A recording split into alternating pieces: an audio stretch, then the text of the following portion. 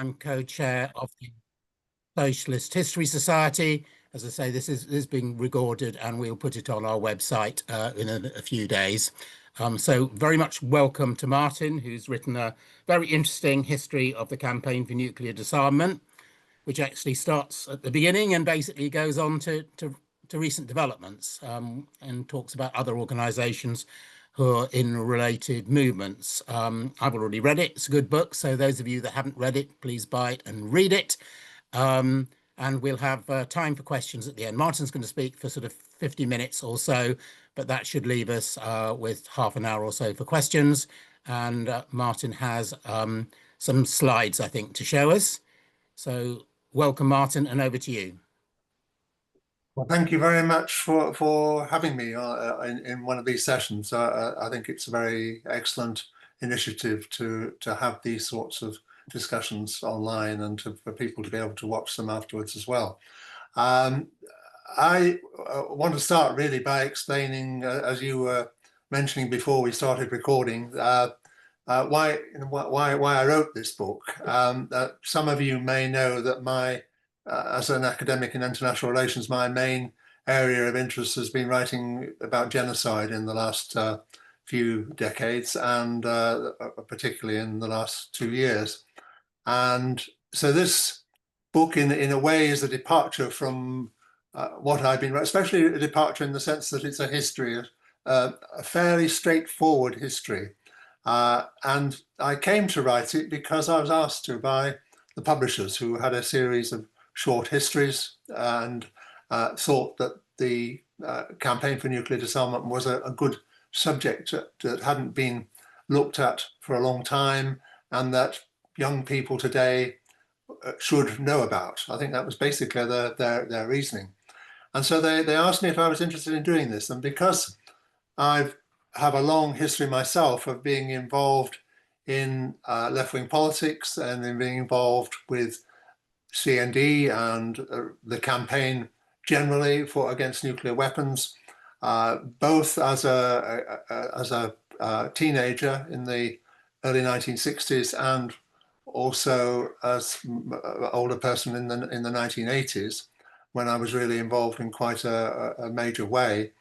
And having read a lot of the books that have been written about the history of CND and other anti-nuclear movements, I thought it was a challenge that I really ought to take up, because I thought somebody needed to put this whole story together again in the situation of 2025, with the knowledge we have about the past and also about where we're going today, and really to cover the decades since the last major round of books about the subject were written.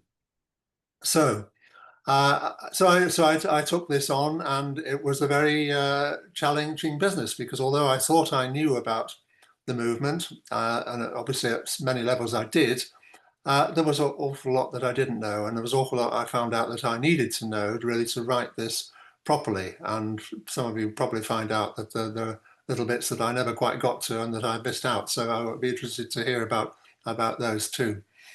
So maybe if we could have the next slide. One of the things you see on this slide, I've got Peter Kennard's Broken Missile photo montage, which I think is a really superb image, which I've used as the frontispiece of the book. But I've headed this slide with this quote from E.P. Thompson, which I'm sure most of you know, the most famous quote from the most famous book of socialist or working class history written in the last century in this country. And I felt that this echoed really in approaching the anti-nuclear movement, because I think not only is it the case that many of the types of people who were involved in the anti-nuclear movement have had little attention. And I mentioned sort of young lesbians who went on to Greenham, or the youth CNDers of the early phase, or the Quakers, who were stalwarts of many CND groups. So I think that they've been neglected. And actually, because I'm only written a short history, I haven't probably been able to redress that as much as I would have liked to have done. One of the challenge of writing a short history is really what to leave out, because I probably could have written a book 2 or 3 times as long if I'd had the space and the energy. But anyway, I think the all sorts of people who have made very important contributions to the politics of nuclear weapons in this country over the last 70 years have tended to be written out, and the movement itself has tended to be written out. It's rather shocking to find that today, in fact, young people often don't know what CND stands for. The letters don't mean anything to them. And so I think it's important that we rescue the movement from this sort of historical condescension. And there are other forms of it as well. One I mention in the book is Michael Hart, who wrote a book about the subversive 70s, and who sort of dismissed the 50s and the 60s, and especially and the peace movements, because they weren't sort of radical enough. And I think that sort of dismissal is something which we need to challenge, because I think there's a lot here that's very important in our history which we need to rescue. So that's one motive, and another reason, of course, for mentioning this quote is that Edward Thompson wrote this book, which is a very thick book. Any of you who read it will know that. He wrote it in the years in which he was hyperactive in CND in the first wave in the early 1960s. So it's possible to be a historian and also an activist at the same time. Maybe most of us can't do it quite as well as Edward did, but nevertheless, that seems to be an interesting challenge which is thrown up by what he achieved in that time. Now, on this slide, I've also listed some of the elements really of what I'm going to talk about. I mean, I haven't written this book in an analytical way. It's basically chronological, with some analytical elements thrown in each of the main chapters. But I think if we, and of course the book is about the movement as a whole, or the campaign as a whole rather, which includes people who are not, in any narrow sense, part of the left. I mean, the anti-nuclear movements have been broad movements. The campaign has been broad. People, Christians, for example, have been a very important part of the campaign. But broadly speaking, it has been a movement of the left, and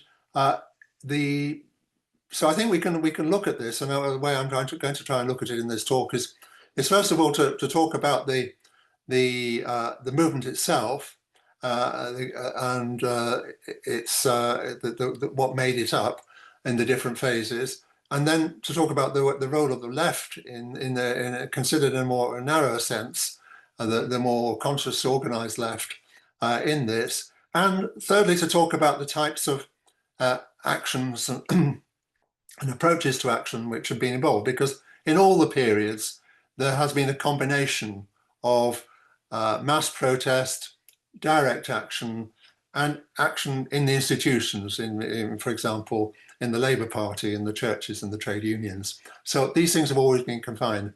So far, I've been talking rather loosely in my terms, because I've been talking about movements and campaigns as though they're the same. I actually want to say from the outset, although it's easy to use these terms interchangeably, I think it's useful to distinguish between the campaign in the broad sense, which has existed. There has been a campaign for nuclear disarmament in this country, in some senses, for 80 years.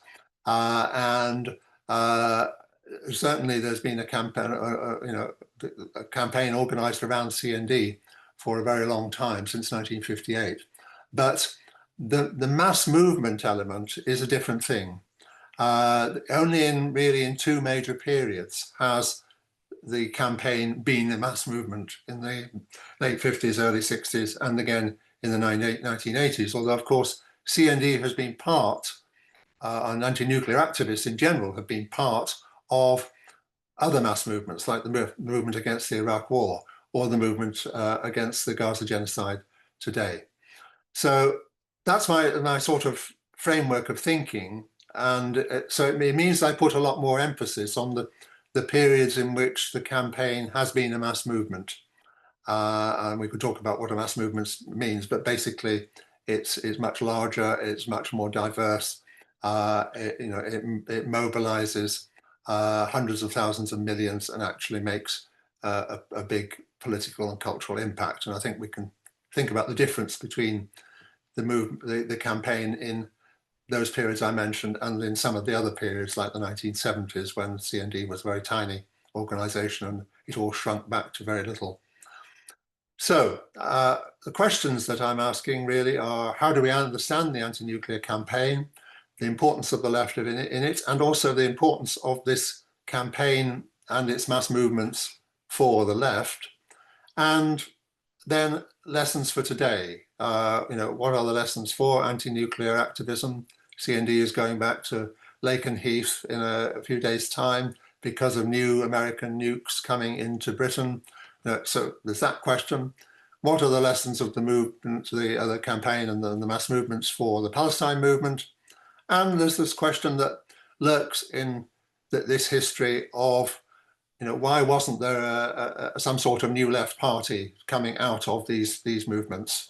And of course, we're in a period today when a lot of people are talking about a new left party.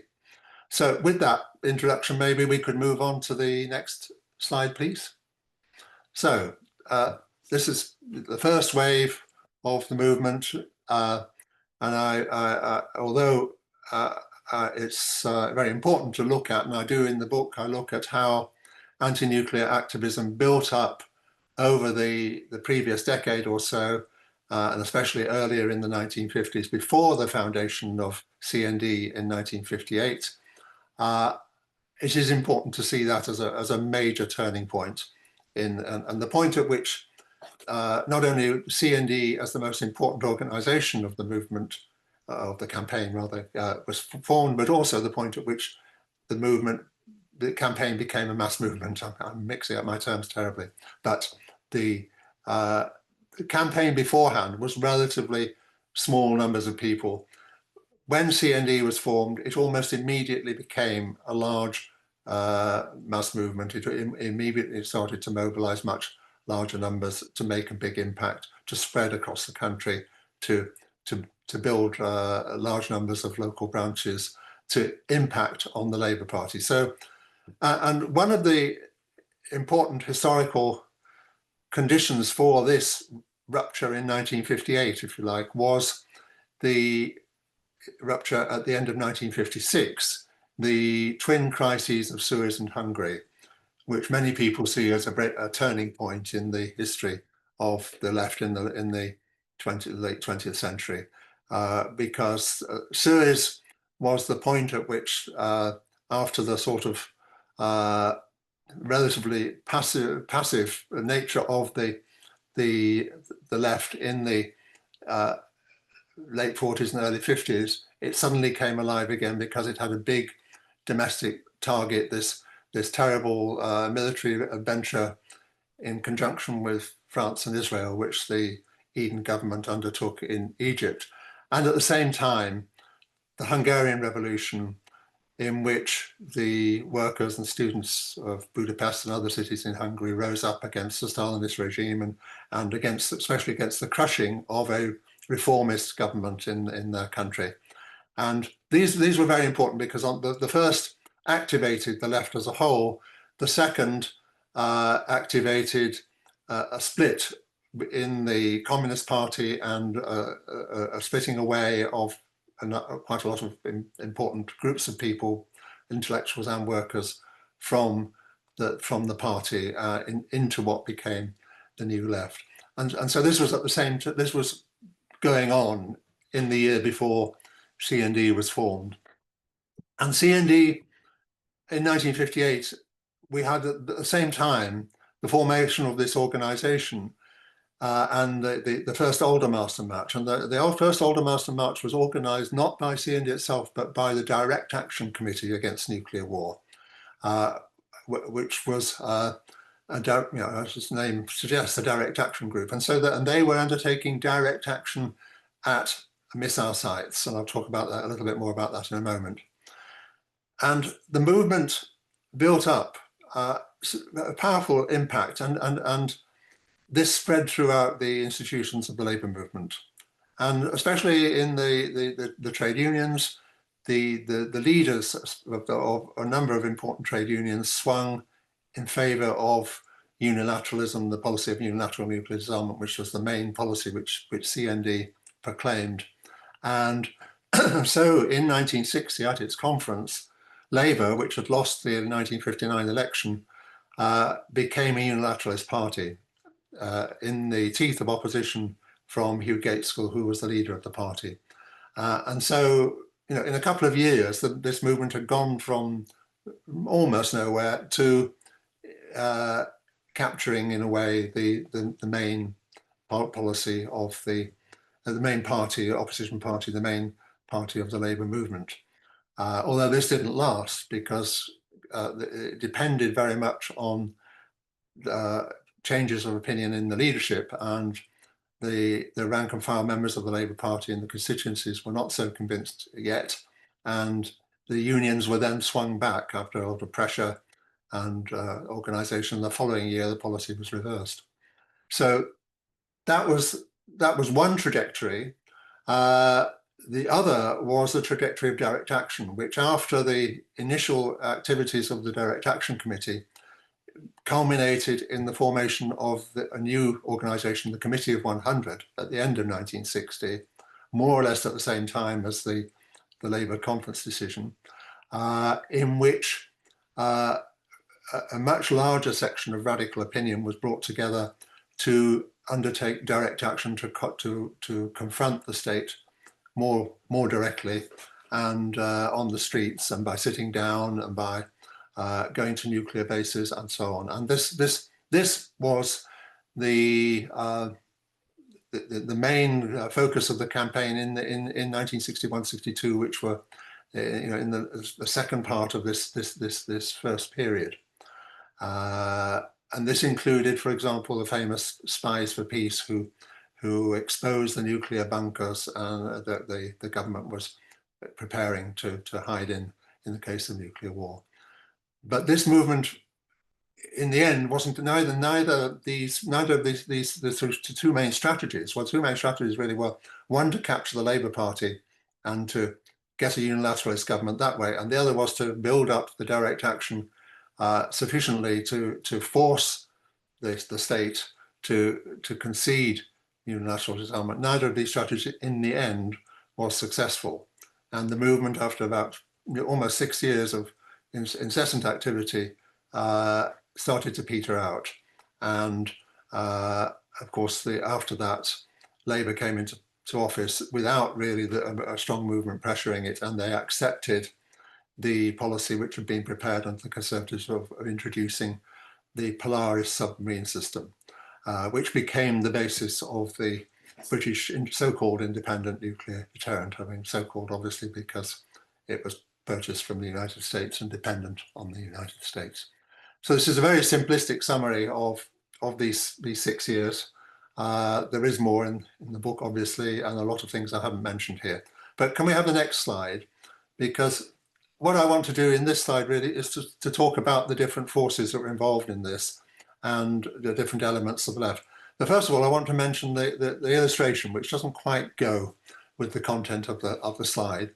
And this illustration is a Thor missile. Now, this is one thing that I didn't really know enough about when I started researching this book, is that in the 1950s, the Labour government and then the Conservative government had allowed the Americans to base their nuclear bombers in Britain, and Britain had developed its own bomb and was preparing to deploy its own nuclear bombers, and in both the US and then the UK were developing H-bombs to much more powerful weapons.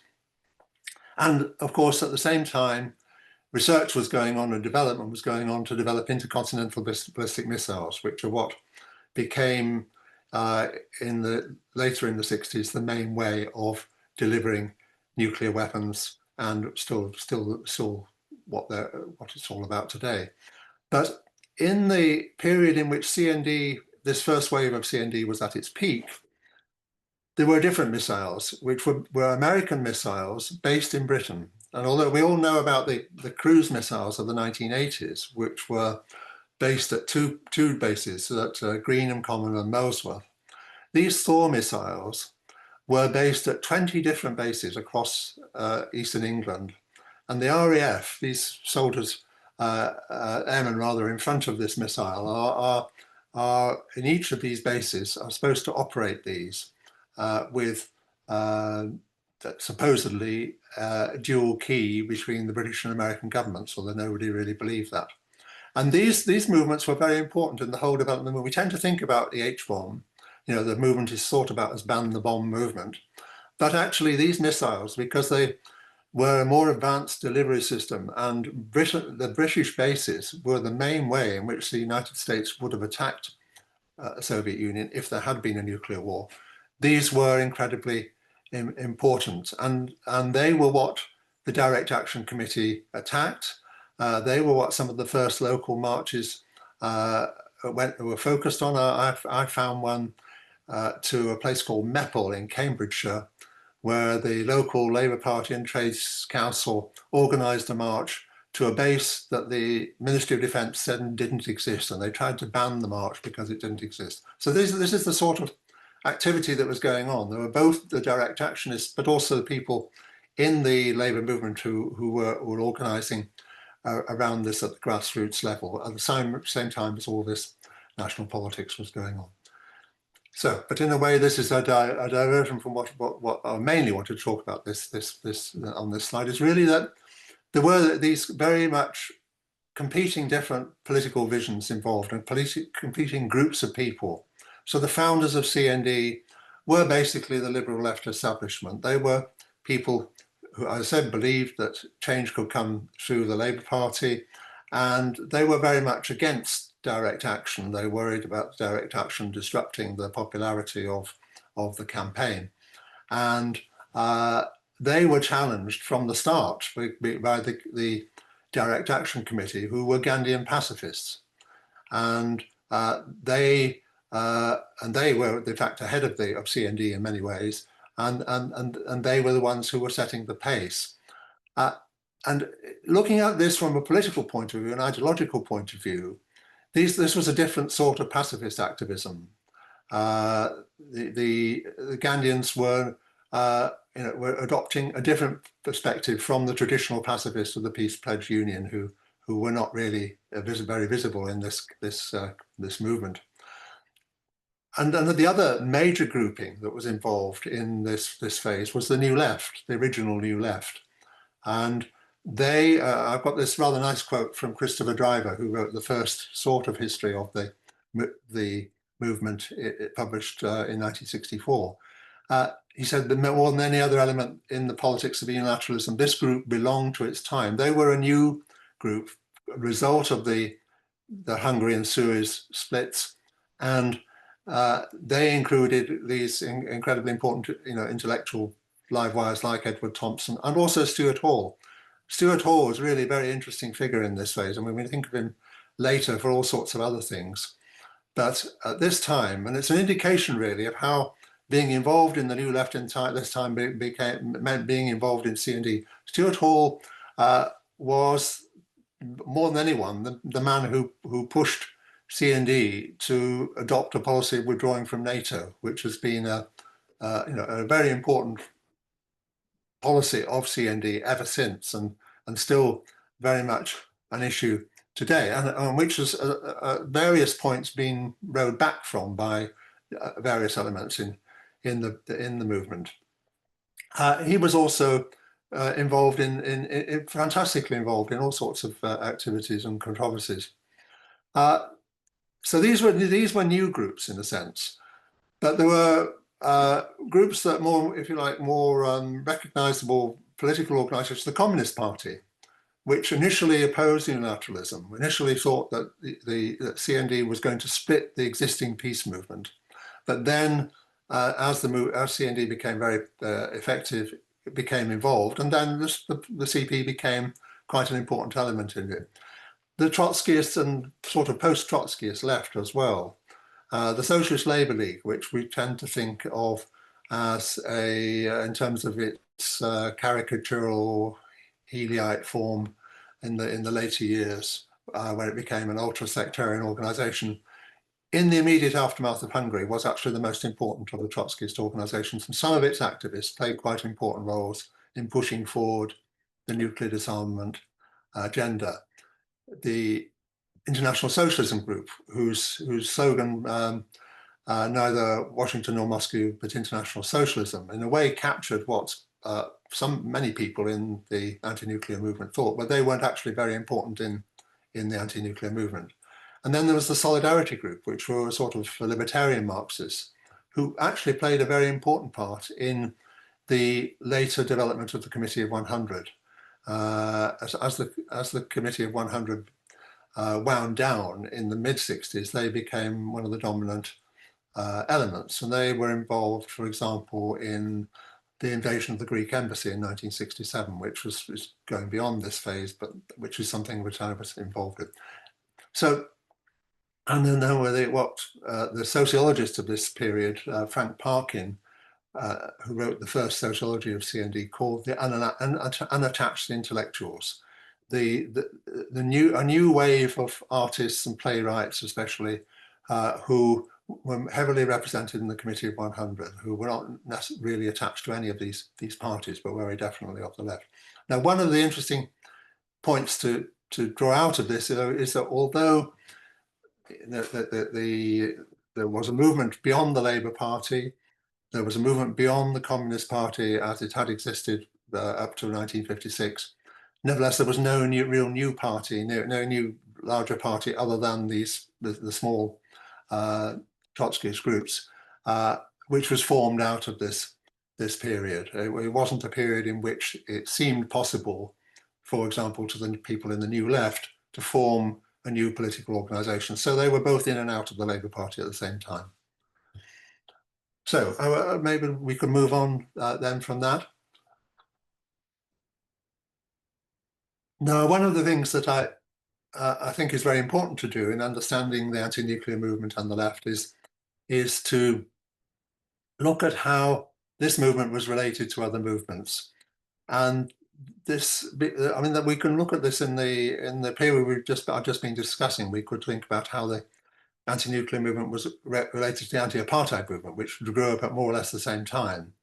But in the aftermath of the first wave of the anti-nuclear movement, as the activity wound down in the mid-60s, other sorts of movements arose.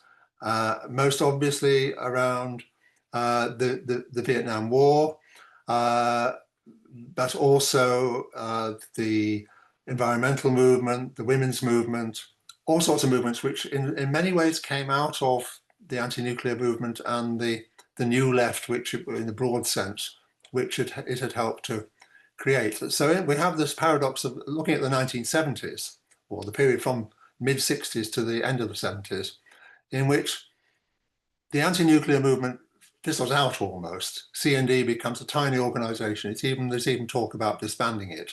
And actually a small number of communist and Quaker activists more or less keep it going. But the energies which were in that movement are then spread out into other issues. And Vietnam is, and this is why I've got this poster from 1967, which is actually from a photo of a poster that I managed to keep from that time. The Vietnam War became in 1965 and then onwards the main focus of the people who had been involved in the anti-nuclear movement and the main focus inside CND itself. But it was CND and the sort of political forces that were increasingly dominating it, which was increasingly the Communist Party, were in many ways outpaced by the radicalization of the student movement and the growth of the Vietnam Solidarity Campaign. So the Vietnam Solidarity Campaign, whose poster that is, were campaigning for solidarity with the Vietnamese Revolution. The CP and CND were talking about peace in Vietnam. And at one point, Peggy Duff said, can't we just have one anti-Vietnam war movement? But we couldn't, because they were actually very different orientations.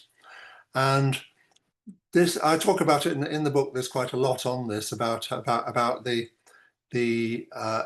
changing attitudes to violence, for example. About violence, force, always an issue, even in the first phase of CND. I mean, partly an issue between Committee of 100 and CND itself, Committee of 100, and especially some of its activists, in favor of quite radical direct action, obstructing and preventing the nuclear powers from doing what they were doing. But in this period, questions about violence in the demonstrations themselves, and whether it was right to use violence to expose the violence of the state, should the movements themselves use violence? And we have in the late 60s a big question about this, and which spills into the 70s. The other thing that we see in the 70s, the other things we see rather, are one is a change with the environmental movement, which is very closely related to the anti-nuclear movement. After Greenpeace was originally an anti-nuclear organization, the change in attitude towards nuclear power. So in the 50s and early 60s, people in CND were basically in favor of nuclear power, peaceful nuclear power, as opposed to nuclear weapons. As we get into the 70s, people say, no, nuclear power is an intrinsically dangerous technology, and we need to oppose this as well as weapons. The other big movement, of course, and the other big thing which really changes things is the question of gender and the rise of the women's movement. And I talk about quite a bit about how this impacted on the peace, the remnants of the anti-nuclear movement and the peace movement in the 1960s and in the late 1960s, very late 1960s and the early 70s, and how it changed the politics. And what I'm really trying to argue really is that the anti-nuclear movement of the late 50s, early 60s set the scene for this flowering of a range of new social movements. And in the 1980s, when the anti-nuclear issues return, these movements affect and change the character of the anti-nuclear movement. So if we could move on again, please. Yeah. So in the second wave, which comes about because of NATO's decision to install cruise missiles and Pershing II missiles in 5 Western European countries, including Britain, we have a dramatic new growth of the movement. And this starts really with European Nuclear Disarmament, which is a sort of new left initiative in the sense that it's headed by Edward Thompson and people who came from that corner more of the movement of the left, but it also emerges at the grassroots first of all. So CND as an organisation is more or less left behind at the beginning of this, and we have Bruce Kent coming into office as General Secretary of CND and finding that half the members who are supposed to be active are actually dead, and that he's sending out worn old copies of the war game, the nuclear war film, and they're coming back with less and less bits of tape in each time they go out. So he describes this very vividly. But what happens, of course, is that again there's a big explosion. That from virtually nothing there were small beginnings in the late 70s, which I talk about, but from really the beginning of 1980, we have this explosion of a new movement, rather like in 1958, and this involves all sorts of things that really nobody had thought about beforehand. It involves non-violent direct action. So one of the things that I think we can say is that the first movement introduced non-violent direct action as a method into the British left and into social movements in this country, and more generally. But now this becomes again a very vigorous force. But this time, rather than the sort of split between CND and Committee of 100, we actually have we actually have some much more complementarity, and CND accepting the need for direct action and direct actionists using CND as a framework within which to work, and so the thing is much more consensual. But of course, the other thing that happens is really the impact of the women's movement and the emergence of the Greenham Common Women's Peace Campus, and the major centre of the campaign and of the movement. And this is a big transformation. This could not have happened in the early 1960s. It only happened because of the women's movement that had emerged in the intervening period. But it now set the pace. It was a new form of direct action organisation. It had tremendous symbolic appeal, and it became a sort of international symbol. But the movement still faced the challenge of how to actually stop these missiles. And unlike the first movement, it had a target because the missiles were due to be introduced in 1983. So it had a deadline as well, and it was working against this. And Greenham, to some extent, kept the movement's focus on that, as well as diversifying the movement in all sorts of ways. And so there were massive demonstrations, but at the same time, other things intervened, like the Falklands War. There was so the Thatcher government, which was tremendously unpopular when the movement started in 1980, 81, by late 82, 83, has regained its popularity. And so in 1983, Thatcher wins the elections and installs the movement. Some of the most graphic scenes that I talk about in the group are actually in the book are actually around the conflicts within the movement as the installation of the missiles becomes an impending fact. And the disputes, well, I've talked about the harmony, the complementarity, the disputes there emerge between CND and the Greenham camp because there are differences about who is going to protest and where. And the Greenham women don't want men and CND at Greenham Common, whereas many CND activists and even thinkers like Edward Thompson want to be there, and the movement almost falls apart. James Hinton has written a little bit about this, and he's writing much more, and I learned a lot from him. So by the end of 1983, the movement appears defeated. But then, of course, this all turns around. In 1985, Gorbachev turns up, and although you might think this is sort of deus ex machina, actually he has been listening to some of the things that the CND, or the END, and other European activists have been talking about. We've got to remember something I haven't really been able to talk about here is how what became, in this period, it became much more of a transnational movement, whereas the earlier movement was very British focused. In this period, there's a national dimension, very clear, but there's also a transnational, European-wide element to the movement. And this is very important. And this is important for how it plays into the international politics. And I suppose, to cut a long story short, I argue that the movement did play a very significant part. It did contribute to this turnaround, the détente, the new détente in the late 1980s, and the agreement to get rid of intermediate range nuclear missiles. So the cruise missiles were actually removed. Despite Margaret Thatcher, they were removed because of the agreements between Gorbachev and Reagan, which were impacted by the peace movement. So maybe we could move on. The next slide. Talking about the politics in this period. Well, I've already started to do this, really, haven't I? But really, we've got this, in some ways, the same forces that we had in the first movement, but they are reconfigured.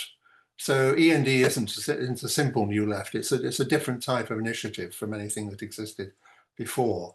CND is a different kind of organisations in many ways. Greenham is something altogether new. And MVDA, I've got this quote here in the middle of this page, which I think is interesting, which comes from the document that was unearthed by the undercover policing inquiry, saying that NVDA was without the doubt the most influential force within the peace movement in 1983. And I think there's a lot of truth in that. Looking at it as a whole, what have we got here? We've got a movement. I call it a network of networks, because although CND is the main national organization, and it is still tied in very much to the electoral timetable, to the national political situation. It still depends on Labour. The 1983 election, the election in which Foot was the leader, was a disaster, really. And interesting, there was no independent left party formed again. And we had this conflict, which I talked about, between Greenham and CND and END. Nevertheless, this is a vast, even larger movement than the first one, with lots of independent nodes. Really, these different elements are working in relation to each other, more or less alongside each other, but also in tension with each other.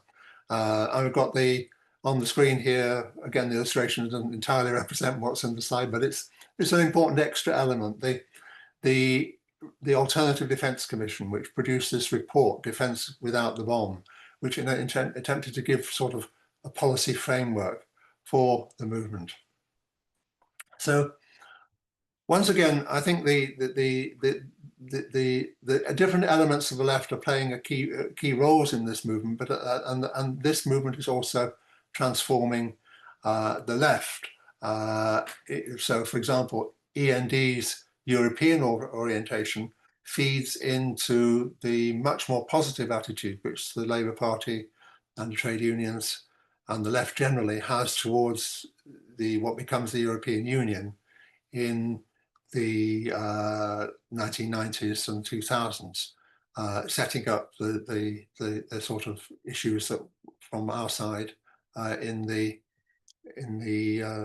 what became the conflict over Brexit. So there are all sorts of influences like this, but maybe again we should move on. And when we move on beyond the second wave of the movement, we move into a period in which once again the anti-nuclear movement declines, although it doesn't decline as rapidly as it did the first time. And CND remains a much stronger organization in its aftermath. And the various elements of it, like END does wind up, but it gets transformed into what becomes the Helsinki Citizens Assembly. And there are changes happening. So the Communist Party dissolves itself, but then and the sort of Stuart Hall Marxism today's tendency moves away from nuclear politics altogether, but the new Communist Party of Britain, which is closer to the original Communist Party, becomes more engaged with nuclear questions and becomes quite an important element in CND. So these sort of changes.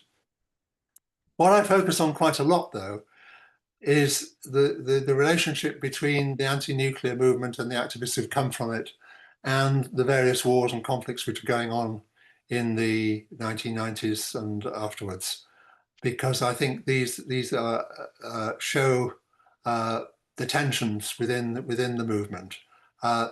Some of the conflicts we find there is more or less a united opposition to the wars that are being undertaken. So the Gulf War of 1991, I should say 1991, not 1990, the 2001 Iraq War, of course, and what's been happening in Gaza since 2023. I think the forces that have come out of the anti-nuclear movement, by which I mean not just CND, but also the direct actionists, because direct actionism evolves also at the same time. And I try to cover both in the book. But then they've also been divided, especially about wars that have involved former communist states. So the wars in former Yugoslavia, in Bosnia, and then in Kosovo, and the war in Ukraine in the last 3 years.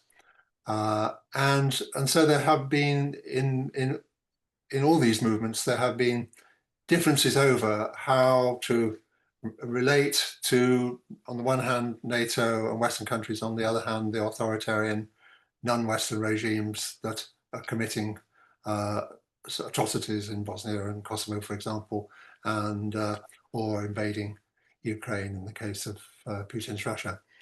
So there are these sorts of differences. And within this, although not necessarily overlapping, not mapping closely onto those differences, there are the differences over approaches, styles of action. So the orientation towards mass protest versus nonviolent direct action.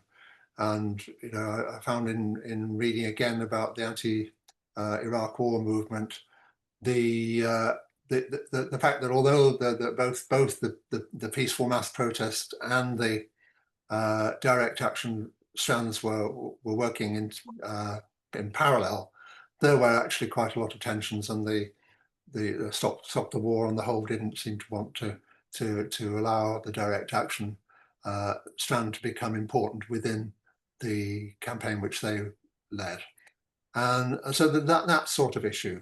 And I think we could see maybe a relevance here to what's going on today, where we have the Palestine coalition organizing the big protests, and on the other hand, we have Palestine Action. One of the things to talk about here really is, I suppose, the way in which the particular approach that's got Palestine Action into trouble with the state, where the state has focused on in prescribing Palestine Action is, of course, the direct physical damage to military hardware, and that's something which wasn't in the direct action in the anti-nuclear movement in the 60s or the 80s, but which came in more afterwards in the 90s and the 2000s. For example, in the disabling of Hawk fighters being sent to Indonesia in 1996, and then during the build-up to the Iraq War as well. And particularly pioneered within the anti-nuclear movement. If we move on again to another slide, I'll carry this point forward to the next one. At the bottom of here, at the side here, you'll see Trident Ploughshares. Trident Ploughshares, very important anti-nuclear direct action organization of the 90s and 2000s, but which focused quite a lot on this idea of physically disabling the nuclear hardware and the nuclear systems and the preparations for them. And so this is one of the sources of, although it's not the only source, I think, of what Palestine Action have been doing. And so we have in the anti-nuclear movement in the 21st century, which I tried to discuss in an overview in the last main chapter, we have this sort of these parallel trends. I mean, they're not necessarily always in opposition to each other, but they are working to in quite different ways, really. CND as a mainstream campaigning organization, and Trident Ploughshares and other direct actionists often doing quite radical physical things. So I talk here about I mean, this is a very long period, really. I mean, I talk about the 21st century, but really since the mid-90s at least, the anti-nuclear movement has been fairly weak in comparison to the early periods. It hasn't really been a mass movement, in fact, in the terms that I outlined at the beginning, and it's had to engage. It's partially found its home through other movements like the anti-Iraq war movement, but it has also tried to engage with important political trends, both international trends and national trends. So internationally, for example, as that image suggests, this is a big thing in 1996, the International Court of Justice gave an opinion that the use of nuclear weapons would in almost all circumstances be illegal. And this has been latched onto. Trident Plowshares especially latched onto that and argued that it was helping to implement this international legal judgment by its attacks on the Trident infrastructure. So this is an important strand. The trend the attempt to institutionalize the banning of nuclear weapons through the Treaty on the Prohibition of Nuclear Weapons, which many states have signed, but not, of course, the ones that really matter, the ones that actually have nuclear weapons. And so there's that been going on. At the same time, we see CND especially trying to get political successes out of things like the movement for Scottish independence, the Scottish CND especially, latching on quite strongly to that, and that of course was a very important potential breaking point for the British nuclear systems, because the nuclear base in Scotland is really essential to any likely nuclear systems that the British state will have, and so independence under a government which was opposed to that would have broken that. But of course, that didn't happen, and but it involved complicated politics really. For example, the SNP, like the Labour Party before it, trying to say it would stay within NATO but not have nuclear weapons. And then we have, of course, the whole situation around Corbyn's leadership of the Labour Party between 2015 and 2019. And Corbyn, a long time, very dedicated supporter and member of CND, but unable to shift the Labour Party because the right in the parliamentary party dominant, and so not able to shift it towards opposition to Trident renewal, and to significantly change the policy at all. So, I mean, this is one of the strands, I suppose, that goes through all these periods. In the late 50s, in the early 80s, and now in the mid 2010s, we have the attempt to get the Labour Party to become a vehicle for nuclear disarmament, and ultimately the failure. You could argue really the most recent failure, the most complete of them all, and of course, knowing where we are now, not likely to be reversed in the near future. In this period, of course, I said before, as far as the 1980s were concerned, that no new left party came out of the anti-nuclear movement. Of course, one party that did come out was the Green Party. I should have mentioned that in that point. But the Green Party in that period was not so important compared to, for example, the Green Party in West Germany, where it was really a major part of the whole anti-nuclear movement. In Britain, it was what was originally the Ecology Party was very, very small and minor. But of course, today, after this long period of political change, the Green Party is very important. And of course, we also have the possibility of a new left party being launched soon, and of possible core. And so I'm going really beyond the scope of the anti-nuclear movement here, but I think that it's interesting to compare these phases. So I think I should conclude. I've gone on longer than I intended to.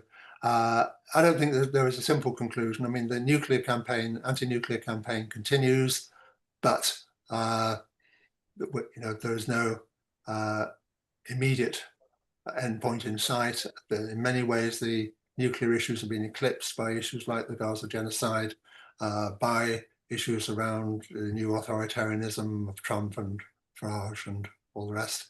So I think it is not clear that the anti-nuclear movement as such is going to be a big feature of the coming period, but we just don't know. We didn't know before. Each time it erupted quite suddenly, and only in retrospect, really, could you say, yes, that was coming. So I, for one, am still agnostic about that. Thanks very much, Martin, and well done for keeping within time. I gave you an hour, that's fine. We now have about half an hour or so for questions and comments. So if you can ideally use the hands up under the reactions button. If you don't know how to do that, put your video on and wave at me, but I prefer if you use the reactions button because then you come to the top of my sheet. So who wants to go first?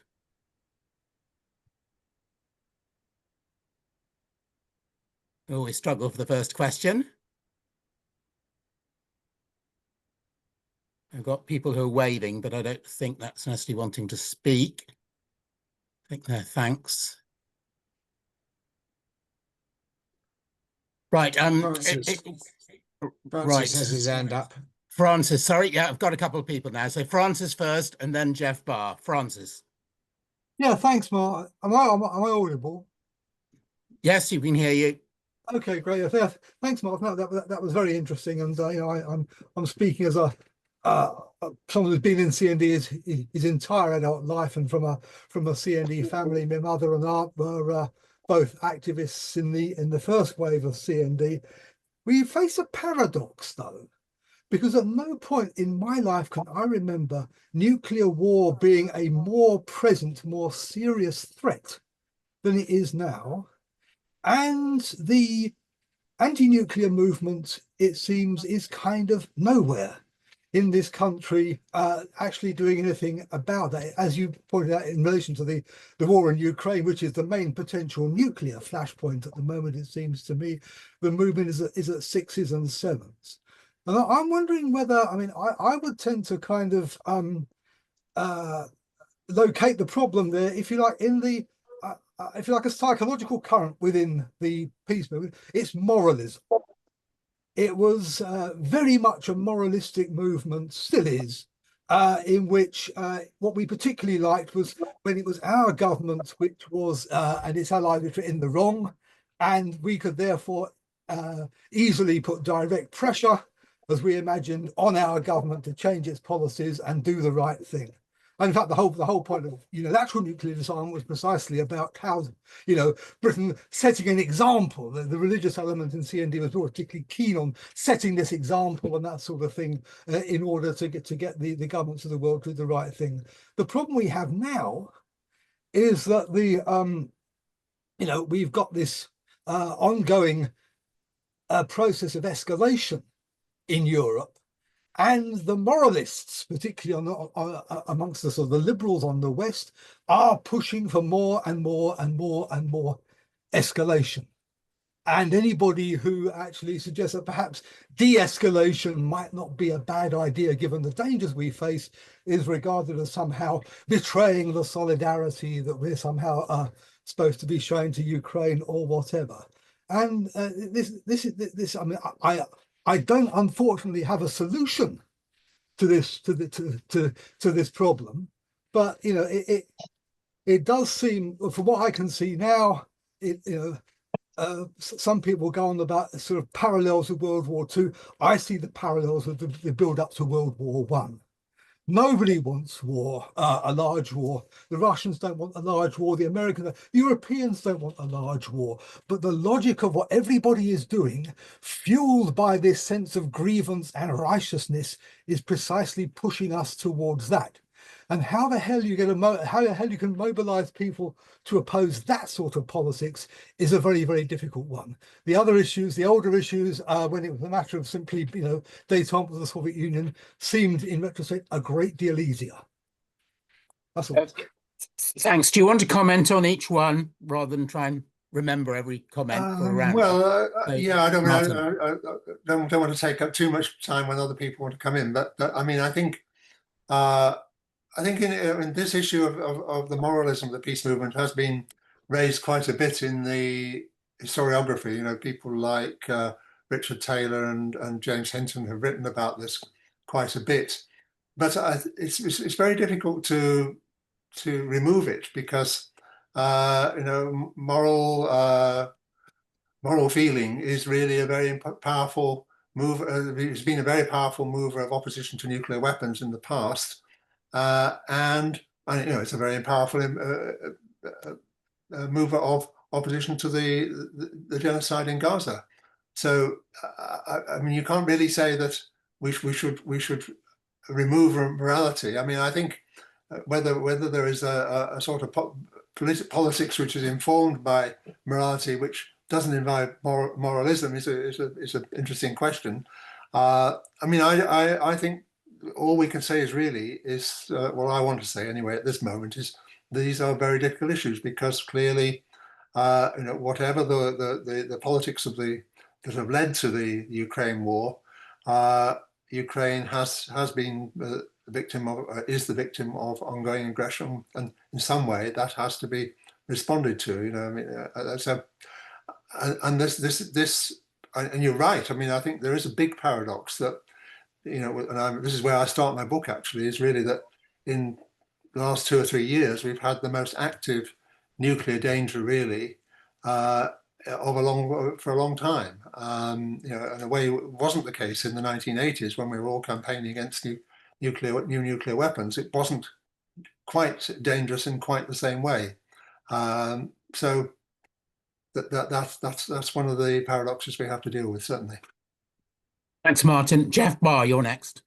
Right. A very quick point. I think during the Cold War, there was an alternative, which was a non-aligned bloc headed by Yugoslavia and India.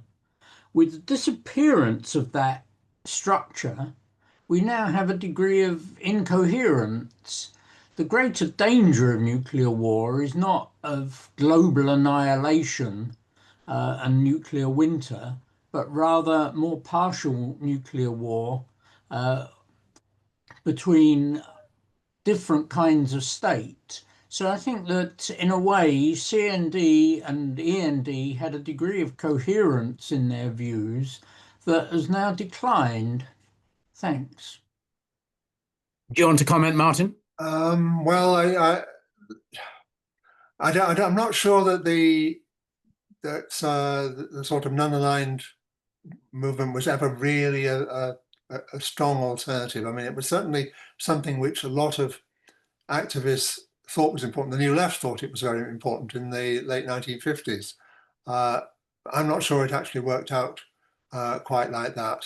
And we have various global South initiatives around Gaza, for example. We have and you have also the formulation of the new anti-Trump bloc with Russia and China and India, with a loose sort of bloc. I'm not sure whether that's actually a particularly helpful development in this situation.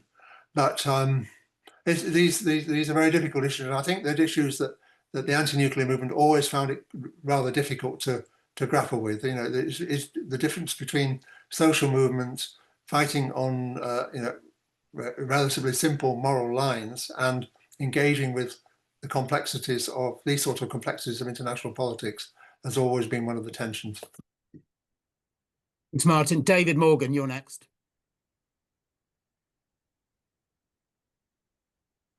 You need to unmute, David. Yeah, that's what I'm trying to do. Hello there, everyone. Hello. I thought it was a very fascinating talk. Great food for thought there. Too many things that coming up to Matt. I'll restrict myself to 2 points. So one point and one question.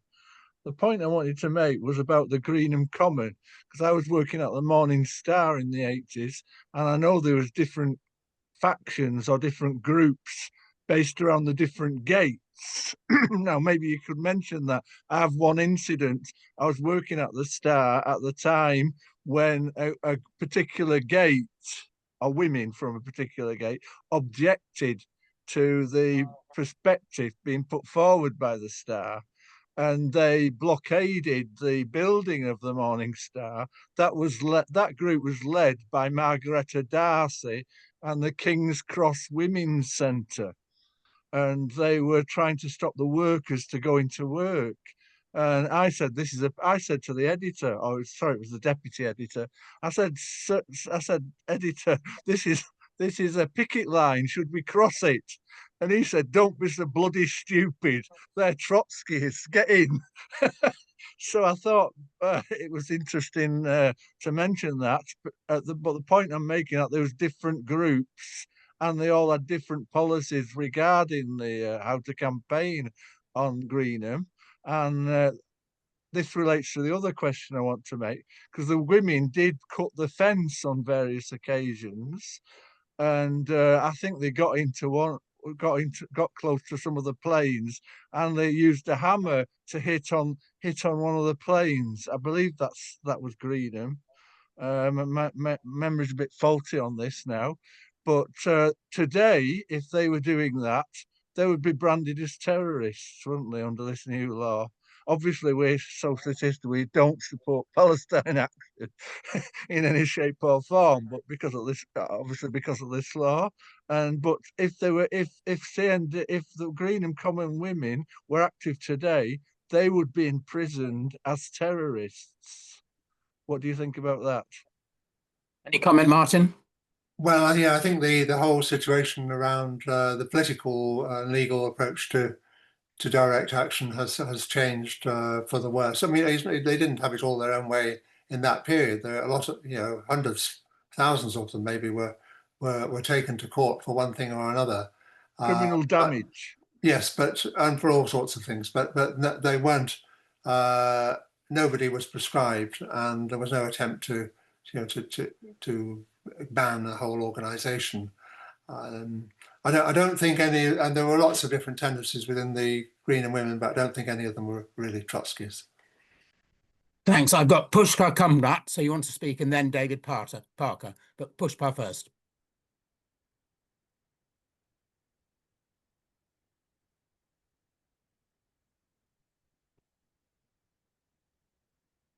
You need to unmute. Yeah, you've unmuted, but we still can't hear you. Right, you've obviously got a problem with your mic. Do you want to put comments in the chat, and we'll try and come back to you later? David Parker. Right, can you hear me? Yes. Yeah, good. I joined the Communist Party when a lot of people were leaving it in 1959 or very late 58. I can't quite remember which. But that was sort of rather peripheral, really, to my politics. I got absolutely consumed by CND as a sort of teenager just about to go to university. The appeal of CND to young people was immense. And I think that's something that's been missing from your account, if I might say so. The experience of those two first Aldermaston marches was quite extraordinary. And there was a huge moral dimension to it, absolutely. But I was much more occupied with being a leader in the Crawley YCND.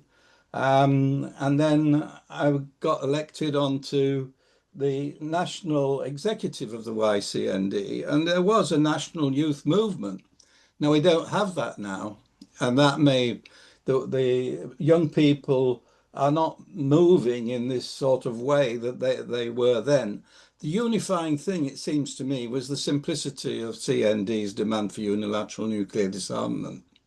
And although we had all these different groups on the left and others, as you describe, it was amazing the unity that derived from having this very simple objective in a fairly stable world geopolitical order. Nobody ever thought that the Russians or the Americans were going to unilaterally nuclear disarm, but it was entirely possible in that context to argue that Britain could do it without severe consequences. And I think it was pretty simple in those terms, and certainly that we viewed it with that sort of simplicity at the time. And I think the world now is completely disordered, chaotic, and it is not easy to find a focus which will bring everybody together, particularly when there's such divergent reactions to the way we should respond to Putin and Soviet and Russian aggression. And I think that is something which prevents movements coming together in the same way. Of course, you could argue that we could have rearmament of a conventional sort to cope with the threat from Russia and get rid of nuclear weapons at the same time. But this is a much more complicated sort of argument, requiring a great deal of expertise to be put forward, to compared with the simplicity of the proposals that we were making in the 60s. That's my observation. Thanks, Martin. Do you want to comment? Yes, well, I agree with most of what you said. I think certainly I'm glad you made the point about young people, because I think particularly in that period, it was very much a young person's movement, and there was a mobilization of a kind which even isn't quite there in the same way in the 80s, where there are more people who are of older generations. And I was going to say, actually, one of the things that struck me in the response to the book is I am 78, and so I was a little bit too young, really, to be. I'm very marginally involved. I wasn't involved in the way that you were, and I've been struck by the fact that people who are a little bit older than me, people who are in their early 80s and mid 80s, recall this period in the way that you described. It really was a foundational shift in attitude to the world and political involvement, and it was very, very compelling. And I mean, there's a lot of that in the 80s, but not quite in the same way, I think. So I agree. I think you're right also about if you like the simplicity, the apparent simplicity of the issues anyway in the 60s. Maybe they weren't quite as simple as they appeared, but it did seem like that. And the difficulty today of pulling it all together, I think that's partly true. Thanks. Right, I'll take a question from the chat, and then I'll come on to Steve from Seattle in a minute. The question in the chat is from Dr. Dickadem. Does Martin Shaw agree that the non-Euro-communist factions of the CPGB went fully into the peace movement as their main political priority in the 1980s? And that's followed by a second question. Marxism Today and the groups around this journal were more culturist and Gramscian in their politics. Any comments? Okay. Well, there was certainly the non-Euro-communist elements of the Communist Party were evident in CND in the 1980s. That they actually went from being the dominant element in CND in the 1970s, when CND was a very small organization, to being one current among many, and not actually fully dominant in the 1980s.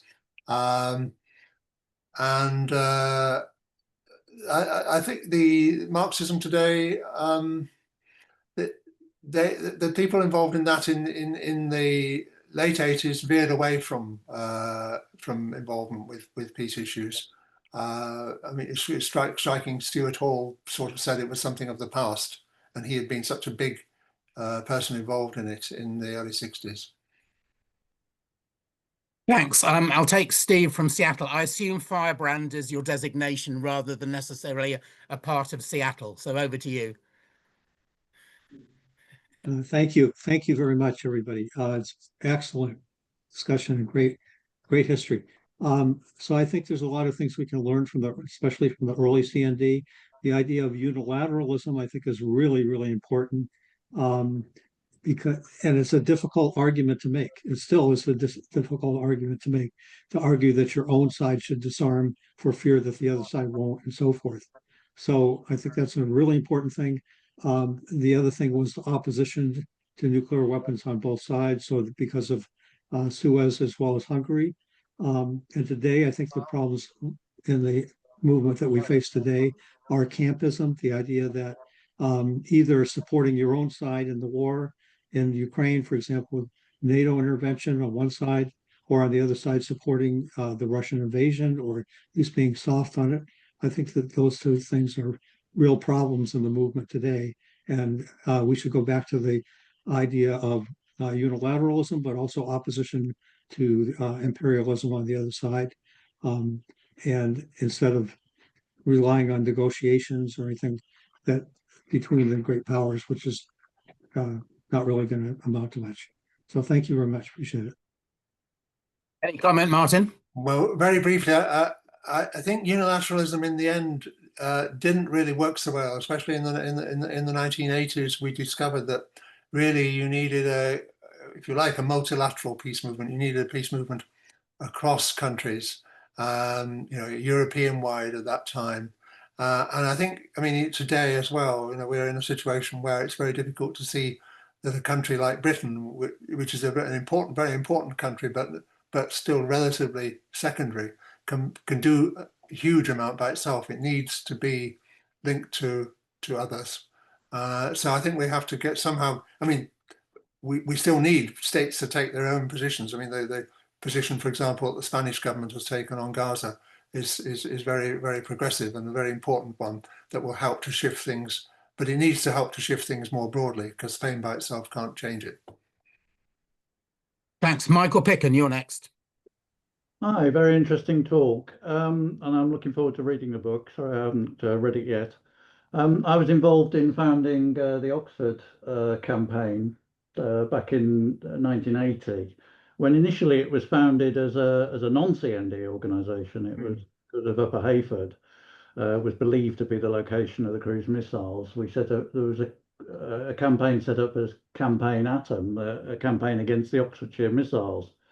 And there was actually quite a lot of hostility to having affiliation or any linkage with CND, because it was seen as a Communist Party front at the time. As you mentioned, 1970s, it really was influenced that way. And it took quite a lot of persuasion, both of people like myself who had no experience with CND, but I was very quickly persuaded by people who'd been involved in the first wave of CND that you talked about in the late 1950s and early 1960s.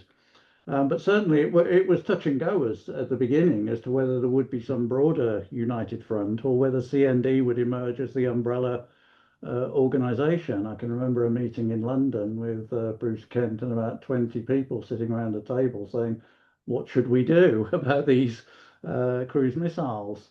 And different people put forward different perspectives. But CND did emerge, and it did become the second wave. But just in the talk, I thought the youth thing has already been mentioned, but I think the strong issue is you mentioned that the Communist Party was initially hostile to the formation of CND. It had its own peace committee emphasizing multilateral negotiations. But it was the movement of the Young Communist League into the older Marston movement that persuaded the Communist Party that it did need to be involved in CND. And Peggy Duff makes the point that she thinks that they felt that they would lose the Young Communist League entirely after the big loss after Hungary. But the thing about the initial founding of CND was that it did come out of the Labour Party, but you didn't mention Bevan's speech in October 1957, which was actually the catalyst for the formation of those people who formed CND.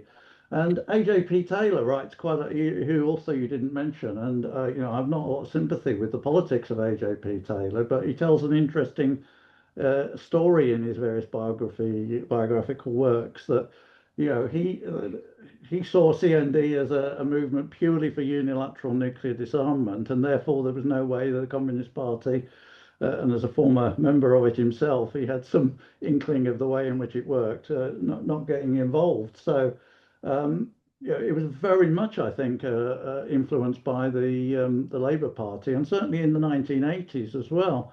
The conference decision in 1980 for unilateral nuclear disarmament did lead to a big movement into the Labour Party to try and change and develop the policy. I was briefly the Secretary of Labour CND at the time, and on the Labour CND committee, which happened by accident. I turned up to a meeting with about 30 people, and they asked people to volunteer for the committee. And basically everybody who was there got volunteered for the committee. The movement was so small initially. So I think this interrelationship with the Labour Party and the unilateral policy is also perhaps a bit underdeveloped. But lastly, the question of Ukraine, I mean, I am still a member of CND and I'm in Scotland now. I live in Glasgow. And there is a movement and there is a very wide awareness in Scottish society about the Trident and the Faslane nuclear base. And there's no doubt that sentiment is still very strongly, you know, half the population wants independence, but they also want independence for a purpose. And one of the purposes is to get rid of the nuclear weapons from Scotland. And I think that will resurrect itself. But I went to a talk in London a year or so ago, and Lawrence Freedman was there. People remember him writing books and arguments against CND in the 1980s. And he said unilateralism is dead because of Ukraine. Ukraine, and again, one of the underdeveloped things is Ukraine, the Ukraine government and the agreement in 1994 implemented the program of CND in Ukraine. They gave up the nuclear weapons, and it's now been invaded by a nuclear armed state that everybody's afraid to directly confront because it has nuclear weapons. And so his argument was unilateralism is dead. And I do feel I pay my money to CND, but as somebody who supports the Ukrainian people's right to self-defense against an occupation and supports Ukraine solidarity, and if they want conventional weapons, I'm all for them getting them. I don't care where they get them from, as long as they can beat the invaders. I think CND has completely lost its way on this. Thanks, Michael. Any comment, Martin? Then I've got a couple of people who want to come back in. Well, Campaign Atom, Bevan, AJP Taylor, and these differences on Ukraine are all in the book. I don't think I could say more than that. I agree with a lot of what you said. Thanks. Good for keeping that short. Talat Ahmed. Thanks, and thanks for a great, fascinating talk.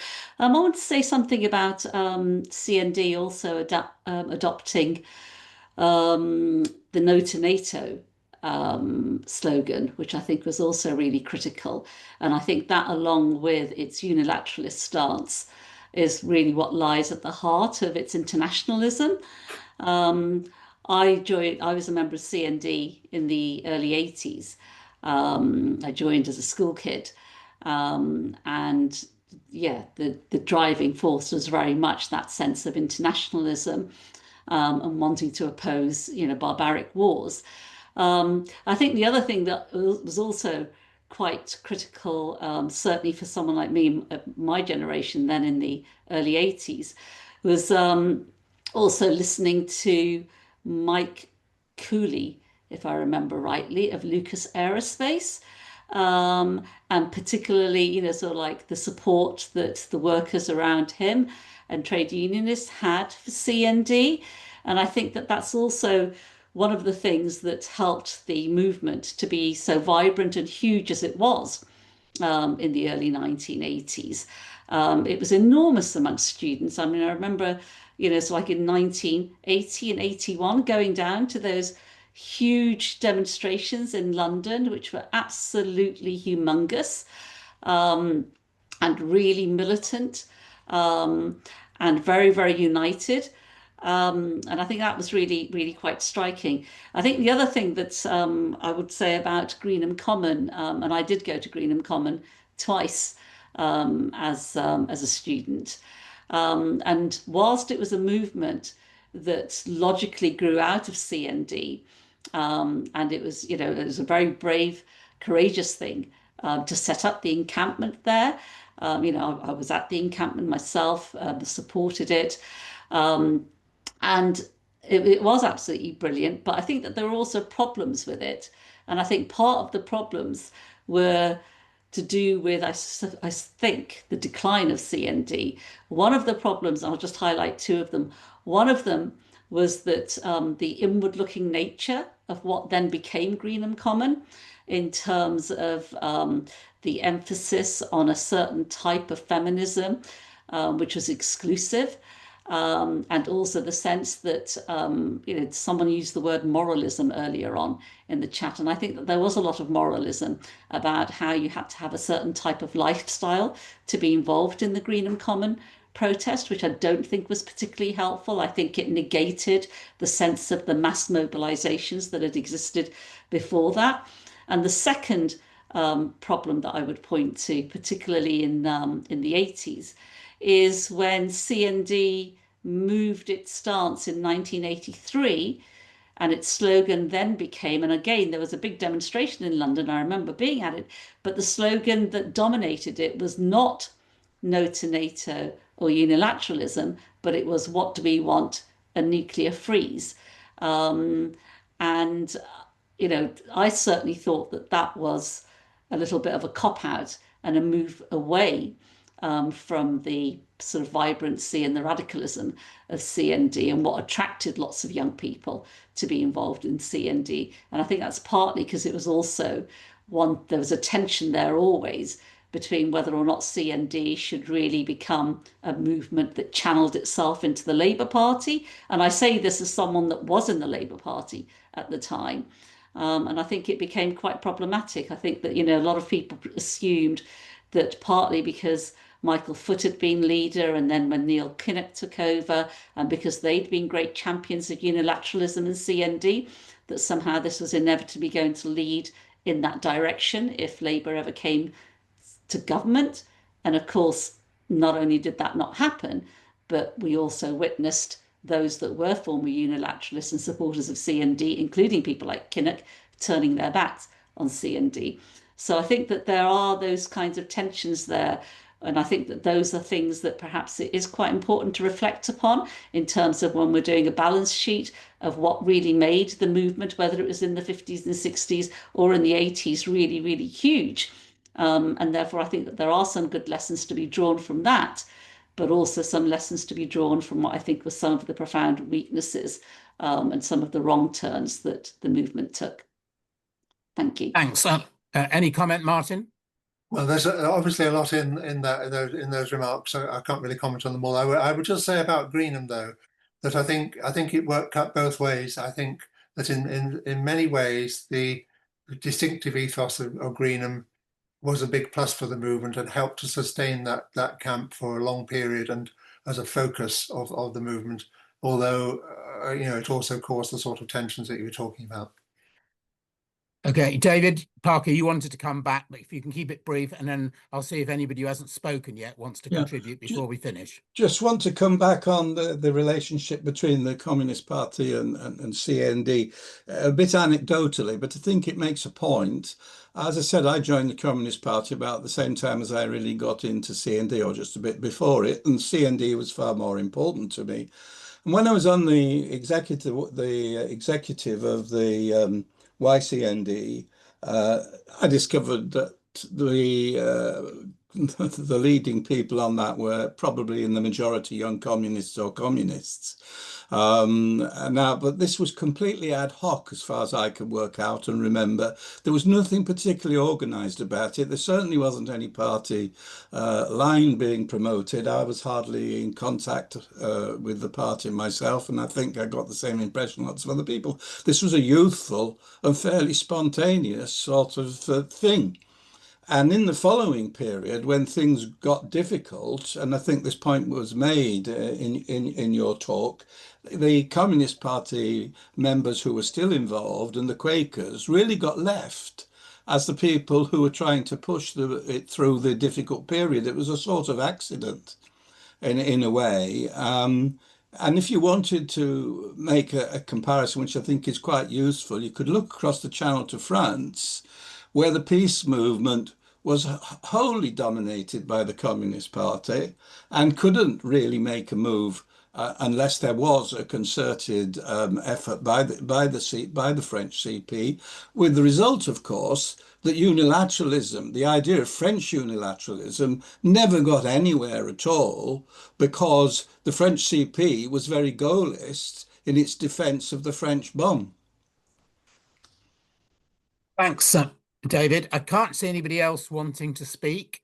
So can I ask Martin if he's got any final comments and whether he wants to comment on David's contribution then?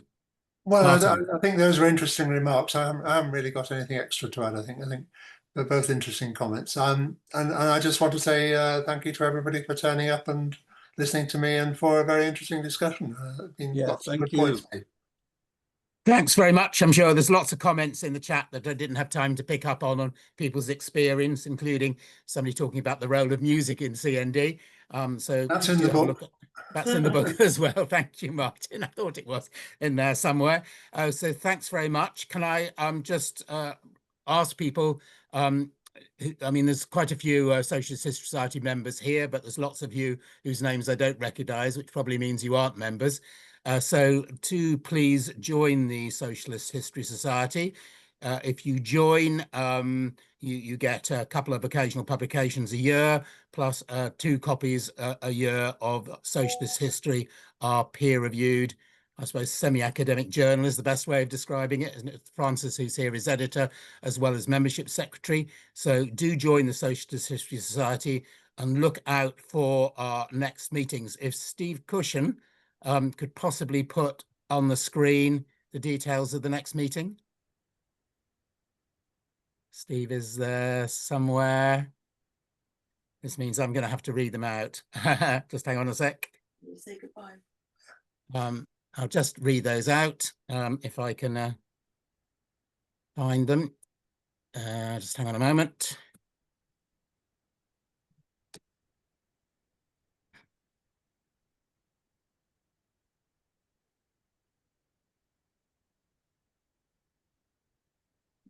All right, let's just check. Right, next one's coming up. Christopher Hill, The Life of a Radical Historian, speaker Michael Braddock on the 7th of October at 7 p.m. Some of you may be aware that Michael's written a biography of Christopher Hill. It's, I think, the only one on our website that's arranged. There'll be other ones coming up that we'll tell you about in due course. So do please join the Socialist History Society or keep an eye on our website for further events. Thanks to everybody for coming. Good to see you all. That's unfortunate. Thank you.